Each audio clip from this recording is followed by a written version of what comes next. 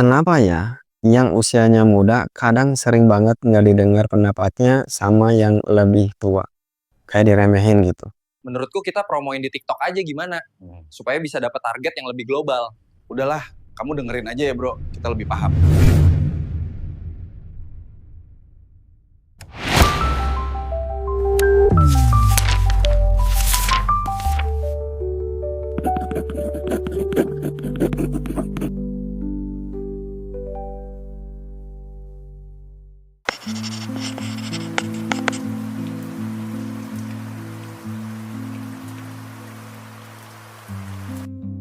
Oke, hari ini saya mau buat visual jurnal lagi, catatan menjelang tua, sebuah jurnal yang dasarnya dari keresahan pribadi. Terus saya coba cari teorinya buat saya pelajari. Ya, walaupun namanya catatan menjelang tua, tapi konten ini sebenarnya lebih banyak soal perasaan ya daripada ngomongin soal usia saya yang udah mulai 40-an. Soalnya ya saya ngerasa saya belum tua-tua banget ya. Dan nggak tahu kenapa hari ini ada satu pertanyaan yang tiba-tiba muncul di kepala saya. Kenapa ya yang usianya muda kadang sering banget nggak didengar pendapatnya sama yang lebih tua? Kayak diremehin gitu. Nah, saya mau cari tahu soal itu. Selain buat wawasan juga pembelajaran saya, jangan-jangan saya termasuk orang yang sama. Orang yang menyepelekan pendapat yang usianya lebih muda dari saya. Kamu tahu apa soal bisnis? Belajar dulu aja yang bener. Saya sering banget ngeliat anak muda yang punya banyak ide, yang semangat banget ngomongin ini, semangat banget ngomongin itu. Ya biasalah ya, orang yang baru tahu sesuatu gitu, atau newbie, lebih vokal dari orang yang sebenarnya sudah lebih hebat, lebih master. Aku pikir sih ini beberapa ide yang cukup oke loh, supaya mereka tertarik datang ke toko kita. Tapi ada perasaan yang mengenjal saya ketika tanggapan orang yang lebih tua itu sering gitu-gitu aja. Kayak mereka yang lebih tua itu merasa tahu segalanya, merasa lebih ngerti semuanya ketimbang yang usianya lebih muda. Kadang malah kayak suka cuma dikasih senyum dikit terus pembicaraan dialihkan. Wow. Jadi menurut saya kita harus lebih serius memikirkan dampak jangka panjang dari keputusan ini. Apa karena belum punya pengalaman terus jadi semua kata-katanya nggak dianggap sama sekali ya? Kayak angin lalu jadinya kan. Terus saya cari teorinya. Kenapa sih orang yang tua kadang suka nggak mau dengar pendapat yang lebih muda? Dan saya sudah dapat teorinya di sini. Saya sudah rangkum juga di sini. Saya mau bacain sebagai catatan saya pribadi ya, sebagai reminder diri saya sendiri. Saya rasa meskipun ini teori tentang usia yang tua dan yang lebih muda, tapi bisa jadi kita bukan cuma korban, bisa jadi kita adalah pelakunya. So, di posisi dua-duanya kita bisa ambil pelajaran, harus bagaimana secara bijak mengambil sikap gitu.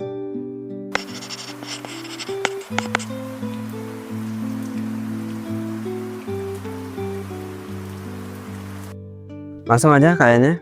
Yang pertama ada teori hierarki sosial, atau simpelnya gue lebih senior, lu dengerin aja. Abah itu udah tua, udah tahu pahit manisnya hidup, belajar aja sama Abah. Kadang orang yang lebih tua itu ngerasa mereka udah punya posisi tertentu ya, karena umur atau pengalaman mereka. Jadi udah biasa jadi yang paling didengerin gitu. Jadi waktu anak muda kasih ide atau pandangan, mereka bisa ngerasa kayak dilangkahin gitu. Bukan karena idenya jelek, tapi karena mereka belum siap kalau harus ngedengerin yang lebih muda dari mereka. Mereka nggak terima gitu. Nah, ini namanya teori hierarki sosial.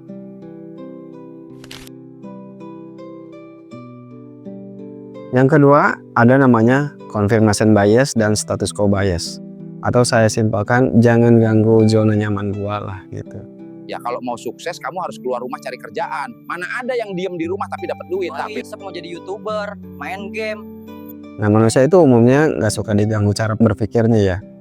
Apalagi kalau udah nyaman sama pandangan yang lama gitu. Nah, begitu anak muda datang bawa cara baru atau info yang bertentangan, langsung deh auto nggak setuju. Bukan karena idenya salah, tapi karena malas ngerombak pikiran yang udah dibangun bertahun-tahun gitu. Nah, ini namanya confirmation bias atau status quo bias yang sebenarnya udah saya bahas di video sebelumnya ya. Masuk ke teori yang ketiga, ada yang namanya psychological threat atau saya simpelkan takut kalah update gitu. Gak usah ngajarin Abah juga tahu kok sekarang bisa bikin video pakai handphone. Ya itu namanya artificial intelligence. Mau aku ajarin nggak? Nah, zaman sekarang tuh cepet banget ya berubahnya, terutama soal teknologi. Anak muda lebih cepat beradaptasi. Nah, kadang yang lebih tua tuh ngerasa kalah dalam hal itu ya. Jadi secara nggak sadar mereka bisa ngeremehin yang usianya lebih muda buat nutupin rasa nggak nyamannya itu. Pokoknya gue harus tetap terlihat si paling paham gitu, biar nggak kelihatan ketinggalan zaman, biar nggak kelihatan kalah sama yang lebih muda. Ingat nama teori ini psychological trait ya.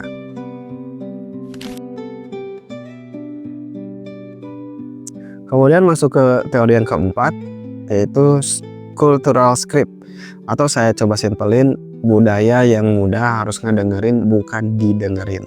Dengerin tuh abah kamu, pengalaman hidupnya udah banyak. Di banyak budaya termasuk di sini ya, di negara ini, orang tua itu otomatis dianggap lebih bijak, dianggap tahu segalanya karena hidupnya udah lebih lama. Jadi walaupun anak muda ngomong benar, kadang tetap aja suka dianggap udah deh, kamu belum waktunya ngomong. Budaya kita itu masih nganggap kalau yang muda harus dengerin aja dulu. Padahal kan seharusnya isi omongannya yang dilihat, bukan umur yang ngomongnya yang dilihatkan. Ini teori yang saya baca ya. Untuk detailnya tinggal search aja namanya cultural script ya. Masuk ke teori yang ke berapa tadi? 5 ya. Yaitu teori pengalaman versus informasi. Atau pasti pernah dengar kalimat, teori doang mah gampang. Nah, kadang yang tua itu mikirnya gini, ya kamu sih ngomong doang, teori doang, coba ngalamin langsung. Jadi walaupun wawasan yang udah luas, tetap aja dianggap belum matang karena belum kebukti di lapangan. Buat mereka, pengalaman itu nilainya lebih tinggi daripada sekedar informasi dari buku, dari YouTube, atau dari Google. Jadi kalau belum terbukti, mereka nggak akan terima informasi atau info dari yang umurnya lebih muda gitu.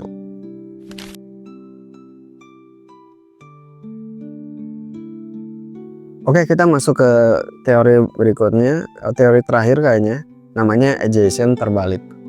Nah, ini saya disadarkan dengan teori ini.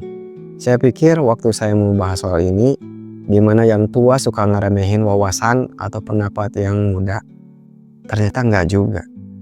Ini dijelasin di teori ageism terbalik ini. Jadi, biasanya diskriminasi umur itu ditujukan buat orang tua ke yang muda ya. Yang lebih tua itu nganggap anak muda masih labil gitu, masih idealis. Yang muda itu belum paham dunia nyata gitu. Jadi suka diremehin duluan sebelum dengerin isinya. Kayak langsung ngevonis aja gitu, kayak yang tua tuh mikir, kamu masih bocil gitu. Tapi saya baru sadar, ternyata bisa juga sebaliknya ya. Ada beberapa kasus yang usia muda kadang menganggap yang tua itu kuno. Jadi yang tua juga kadang nggak didengar pendapatnya karena dianggap ketinggalan zaman. Tapi sekarang zamannya udah beda, udah berubah. Abah gak ngerti. Nah, ini teori ageism terbalik ya.